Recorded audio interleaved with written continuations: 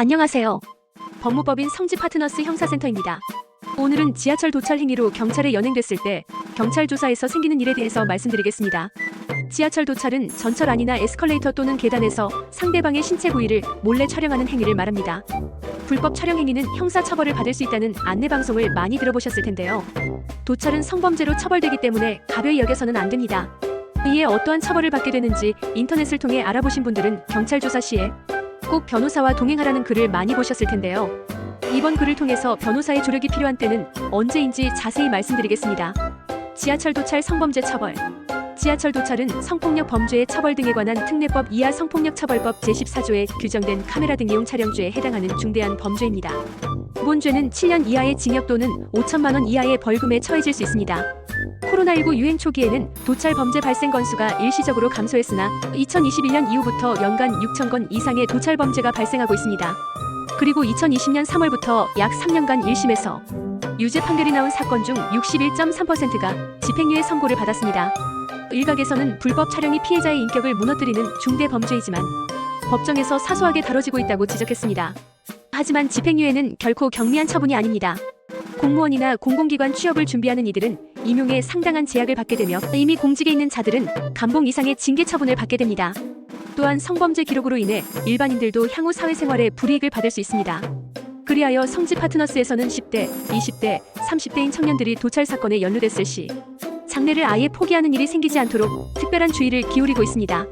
아래에서 지하철 도찰로 성범죄 처벌 위기에 있을 때 경찰 조사에 어떻게 임해야 하는지 말씀드리겠습니다. 카철죄 경찰 조사 진행 과정. 지하철 도찰 사건의 수사는 피해자의 고소, 제3자의 신고 또는 경찰의 직접 인지로 개시됩니다. 피해자가 특정되면 경찰 조사에 임하라는 출석 요구서가 발부됩니다. 피해자가 경찰서에 출석하면 피의자 신문이 진행되며 이 과정에서 작성되는 피의자 신문 조서는 향후 검찰 수사와 법원 심리 시 중요한 기초 자료가 됩니다. 따라서 피의자는 신중하게 진술해야 합니다.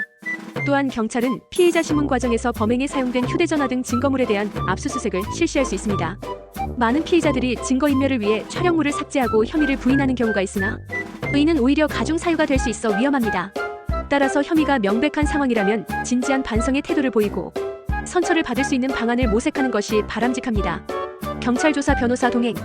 지하철 도찰 혐의로 경찰 조사를 받게 된 경우 피해자의 권리 보호와 적절한 대응을 위해 형사 전문 변호사의 조력을 받는 것이 좋습니다.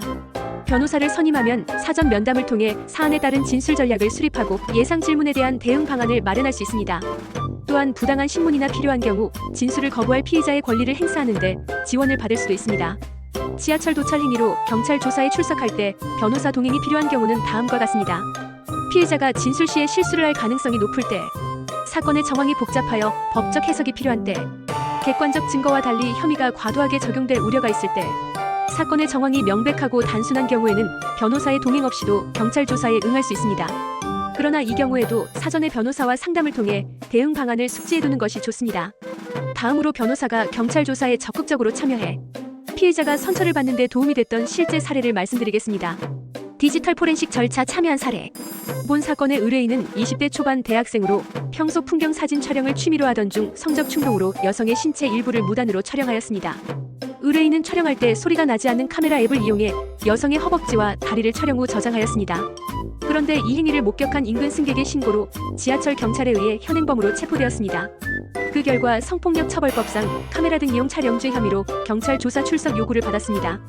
담당 변호인은 의뢰인의 장래와 취업에 미칠 영향을 고려하여 다음과 같은 전략으로 대응하고자 하였습니다.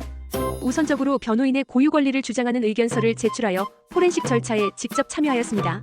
의뢰인의 사생활 보호와 함께 본 사건과 무관한 정보가 수사에 영향을 미치지 않도록 조치하였습니다. 이후 검찰에 의견서를 제출해 디지털 포렌식 결과에 따르면 의뢰인의 범행이 일회성이란 점을 알 수 있으며 촬영물 유포 사실이 없다는 점을 강조하였습니다. 또한 의뢰인의 연령, 진지한 반성, 평소 생활 태도 등을 들어 재범 위험성이 낮음을 주장하였습니다. 상기 노력의 결과 검찰은 의뢰인에게 불기소 처분을 내렸습니다. 이는 범죄 경력에 기록되지 않는 최선의 결과이므로 의뢰인의 장래에 미칠 부정적 영향을 최소화할 수 있었습니다. 지하철 도찰 행위로 송치 결정된 본 사건은 일시적 판단 착오로 인한 범죄였다고 할지라도 적절한 법적 대응과 전문가의 조력이 필요하다는 점을 보여줍니다. 특히 디지털 증거의 중요성이 높아지고 있으므로 경찰 조사 및 포렌식 절차의 변호인의 적극적인 참여가 사건의 결과에 영향을 미칠 수 있다는 점도 알 수 있습니다. 카메라 등 이용 촬영죄는 디지털 증거가 명확히 존재하는 경우가 상당히 많습니다. 이에 피해자가 어떻게 대응하는지에 따라 최종 선고 내용이 달라집니다. 한순간의 실수가 장래에 악영향을 주지 않도록 일찍이 변호인의 조력을 받는 것이 좋겠습니다. 이상 법무법인 성지 파트너스였습니다. 감사합니다.